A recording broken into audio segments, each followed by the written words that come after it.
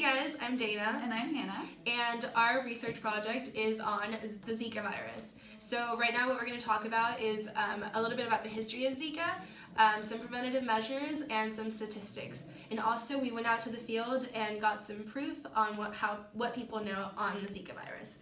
So starting off with the history, where does it come from? So Zika actually comes from, or was originated in the Zika forest in Africa, in Uganda. So Uganda is mostly in Central Africa, and it was isolated by a scientist named McNamara in 1947, and it was isolated not from a human but from a monkey. And later on, there were the reason why Zika became known was because researchers were trying to pinpoint how yellow fever started. Now, in this next article, we have how Zika was mistaken for yellow fever. So actually, this one says how serological examinations of specimens taken from other patients was made in an attempt to evaluate the relationship between the occurrence of jaundice and Zika. This was published in 1952, and this just proves how researchers back in the day were confused on whether yellow fever was actually yellow fever or if it was actually the Zika virus. And then I believe the first case of the Zika virus in a human being was in 1954. And then this second article that we have here, it's an article from, I think it was from last year, 2016, from a Brazilian newspaper or newspaper website, and it just states how even then one of the patients had yellow skin. And it goes back to the fact, or the misconception on whether yellow fever is actually yellow fever or is it Zika. Now, how did Zika spread? So Zika ended up spreading. Here's the map on how it spread. And like I said, it started in Uganda in 1947. Then we had some cases show up a year later in the United Republic of Tanzania. And then it was dormant for a while, and several years later it showed up in Nigeria. Then several years later in Gabon, dormant there again, and then it appeared in 2007. And then after that, it remained dormant, and it wasn't until 8 years later that it started to appear in the French Polynesian area. And then that's how it ended up migrating or starting in Brazil, because there's a theory that it wasn't because of the Olympics, but it was because of a competition in 2014 that some of the islanders from French Polynesian Islands came to Brazil and had like a sports competition, and that's where it's believed that they brought over the virus, and that's how it ended up spreading to the Americas. So Hannah, what is this? Is this the Zika virus, or what is that? This is the Zika vector. These are the mosquito larvae. When the mosquitoes do lay their eggs, they lay them in stagnant water or damp surfaces. So a big thing with Zika is prevention, and if you have any pools of water in your backyard and buckets, tires, you want to dump them out. The eggs are extremely hardy. They can last up to 8 months without water, and then when they are reintroduced to water, they hatch. So in your backyard, it has to go further than just getting rid of the water. You also have to thoroughly scrub any surfaces that could contain the larvae. And up on the left, we have the graph of where the mosquito vectors are in the United States. Aedes aegypti is the main mosquito that spreads Zika. It also spreads dengue, viruses like yellow fever. They prefer to live near people, and they only feed on humans, which is why they're the primary vector. Right. On this slide, we have an up-close image of one of the mosquitoes. The female mosquitoes are the only ones that bite, and when they do bite, it's going to be during the day in sunlight. That's why it's important to wear long-sleeve clothing and also bug spray to protect yourself.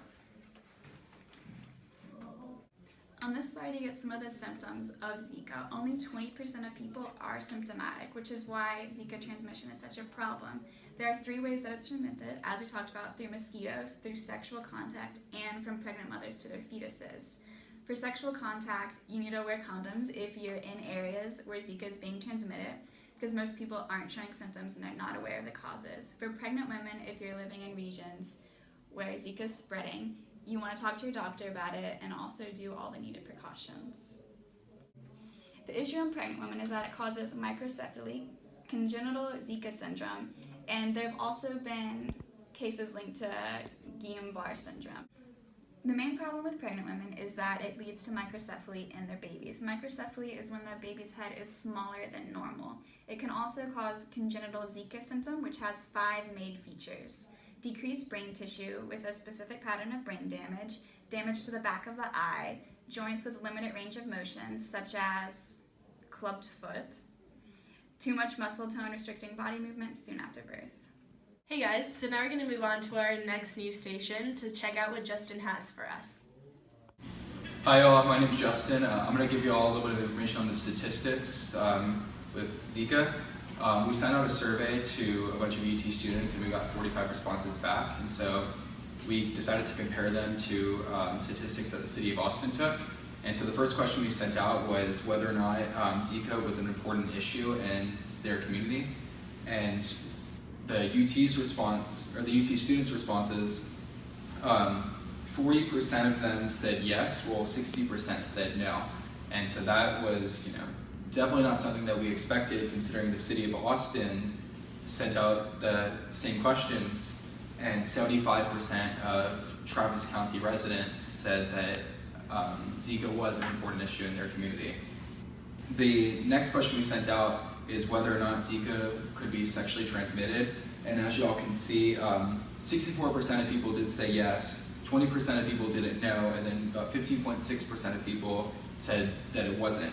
And this is compared to Austin's results, which was 54% as yes, 25% no, and 21% don't know. So that was definitely an improvement from the results that Travis County got. So then the next question we asked was whether or not there was a vaccine for Zika, and 35% of UT students had no idea, 44% said no, and 20% said yes. And that's compared to the city of Austin's, which said 65% said no, 27% didn't know, and 8% said yes. And so more UT students believed that there was a vaccine for Zika, even though there currently is not one. And when we asked students whether or not they accessed resources from their local health department, 84% said no, while only 15% said yes. And so this showed that UT students aren't utilizing UHS or any other services or any of the public health campaigns that the University of Texas has tried. While 7% of Travis County residents also said that they accessed it, so that was about the same. And then our last question was, in the last 30 days, have you or any members of your household used mosquito repellent? And 71% of UT students said no, while only 28.9% said yes. And that's compared to 74% of Travis County residents saying that they do. And so obviously UT students at this point don't see the importance of wearing mosquito repellent, and we see that by such a drastic difference between the two numbers. And so, with 321 cases of Zika here in Texas, and 6 of which being transferred by local mosquitoes, it's important that we get people to understand the importance of wearing mosquito repellent and utilizing these resources. And so this is why it's important that we go out and we teach UT students and residents in Austin about the importance of Zika. Hey guys, so now we're going to head back to the streets and check out what people know about Zika. Hey guys, we're out here in front of the tower and we're going to go and help the community become aware of Zika. But first, let's put on some mosquito spray.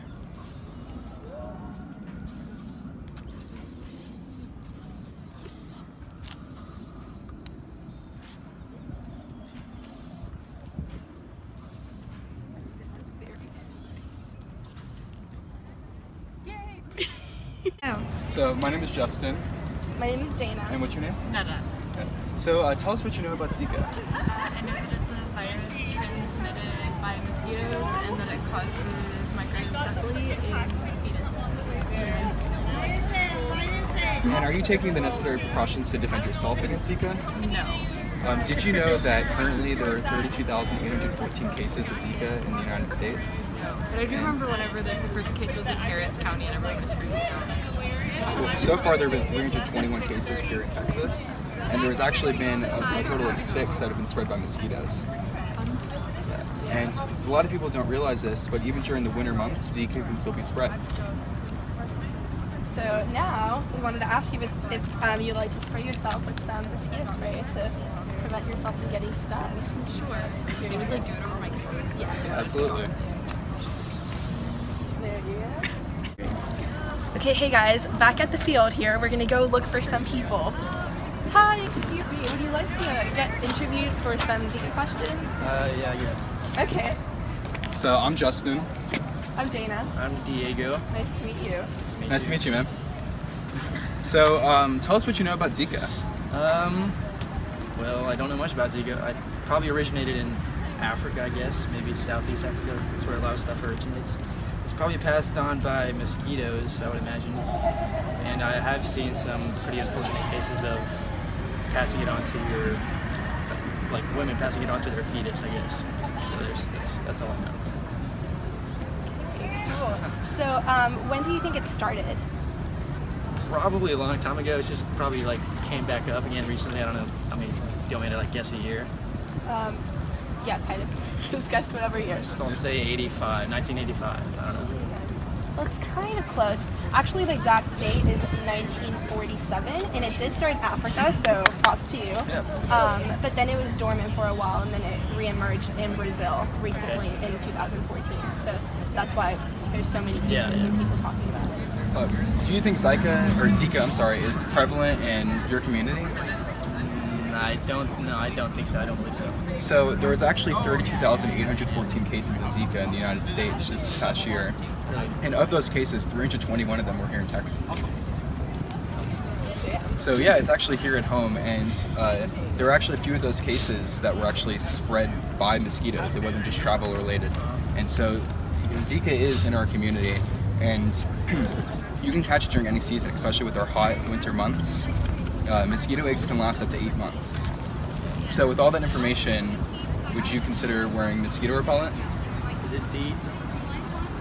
It is. Yes. Then yes. Here you go. Hi guys, it's Hannah here. We're getting more UT students to ask them about Zika. Hi, can we interview you about Zika? Yeah, sure. Alright, here's a microphone. We asked you a couple questions. This way. We're gonna move over there. Yeah. So what's your name? I'm JD Longoria, and I'm a business major. I'm Justin. I'm Hannah. Nice to meet you. Tell us what you know about Zika. So, all I really know about Zika is that it's spread by mosquitoes. I know it was a really big deal when the World Cup was in Brazil. So, I know a little bit about like it can be passed down like through pregnancy and stuff like that, right? Do you know any of the symptoms? You know what? I don't think so. No. It's similar to flu, and only 20% of people are symptomatic. You can have rashes, fevers, your eyes will get red, and symptoms like that. And do you take the necessary precautions against Zika? I wear bug spray when I'm out, but I mean, not as much as I could.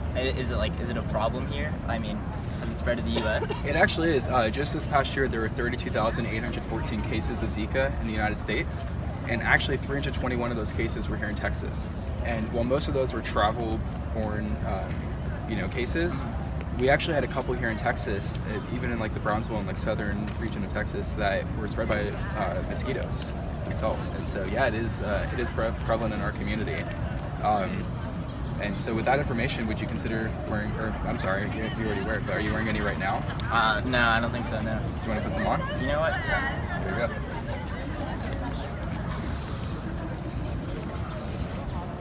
I'm so uncomfortable. Hey, excuse me. Would you mind if we asked you a couple questions about Zika? All right, so what's your name? My name is Billy Luck. All right, I'm Justin. Justin, nice to meet you. I'm Hannah. Nice to meet you. I'm gonna give you the microphone. So first off, just tell us what you know about Zika. Probably next to nothing. So I know it comes from down south somewhere. In the south somewhere. And mosquitoes, they bite you. Pregnancy. Little babies come out with the small heads and stuff. It's all true. If it helps, most UT students don't really have proper knowledge on what Zika truly is. I'm a government major, so I don't know anything about Zika. So. Did you know that it can be sexually transmitted? And it can also be transmitted, as you said, from mother to fetus. which is one of the major problems with Zika. Do you take the necessary precautions to defend yourself against Zika? No, I haven't. I don't think about it on a daily basis. Do you think it is an issue in your community? I haven't seen anybody or known of anybody who's gotten Zika before. So there was actually 32,814 cases of Zika in the United States last year, and of those cases, 321 of those were actually here in Texas. And there was actually a handful of cases that were spread from mosquitoes, which means that it is prevalent in our communities. Especially with our warmer winters, there really isn't a time of the year when mosquitoes aren't out, because the eggs can last for upwards of 8 months. And so if it happens to be a sunny day during the winter or the summertime, mosquitoes are out and they could have Zika. So with that knowledge, would you consider defending yourself against Zika, putting on some bug spray? Yeah, I'll do whatever. Absolutely. Want to spray for me? Or like, do I just go like that? Or like, got it. just go forward? Arms, neck, Gotcha. maybe.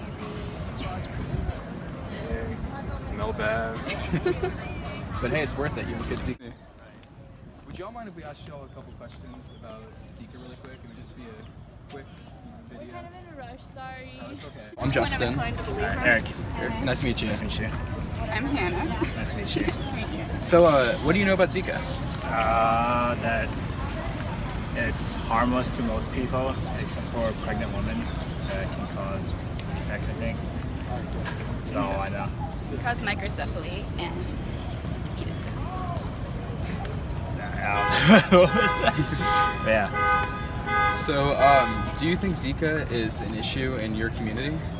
I don't hear much about it anymore, so I feel like it's not. I mean, I heard that they're doing like a lot of, I don't know, like spraying stuff to like counter like mosquito growth. There are. Yeah. Well, there was actually 321 cases of Zika last year here in Texas, and there was 6 of them were actually locally spread cases, which means that mosquitoes actually gave it to people. So it is in our community, and Hannah will give you more information on the symptoms and history of it. Do you know anything about the symptoms? Fever, I think. Yeah, that's about one it. of them. Only 20% of people are symptomatic, which is why it's a problem, because they don't know if they can transmit it or not, as in pregnant women. And it's also spread through sexual contact, which is another way that people can get it. I think I'm. So, with this knowledge and knowing that it is prevalent in your community, would you like to take the necessary precautions to defend yourself against Zika? Mainly, the biggest step is just to wear bug spray. I'm not a fan of wearing bug spray.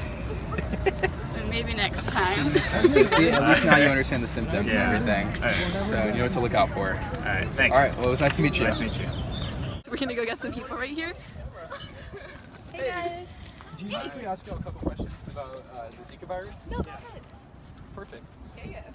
Oh, okay, I guess I'll hold that. So what are y'all's names? Oh, I'm Amanda. I'm Kasturi. I'm Susan. I'm Siobhan. I'm Justin. And I'm Dana. So for starters, what do y'all know about Zika? It's dangerous. I know it comes from mosquitoes. It's good. Mosquitoes, dangerous. It was primarily found in South America, right? There were a lot of cases, yeah. Where do you think it started? Brazil. I heard. I don't remember though. Yeah, I'm not sure. I don't know. There's a vaccine for Zika? I did not know that. I heard something. I think they're working on it. There's actually not a vaccine for Zika, but have you guys taken any preventative measures to prevent Zika or prevent getting stung by mosquitoes?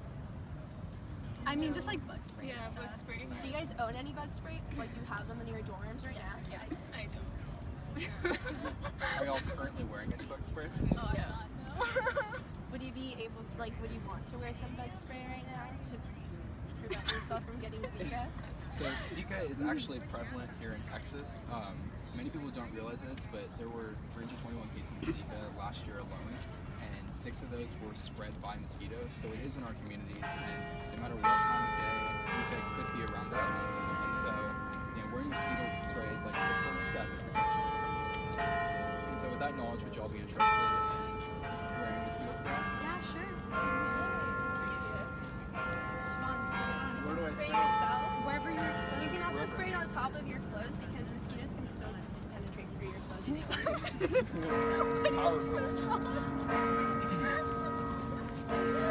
And your legs. Legs too.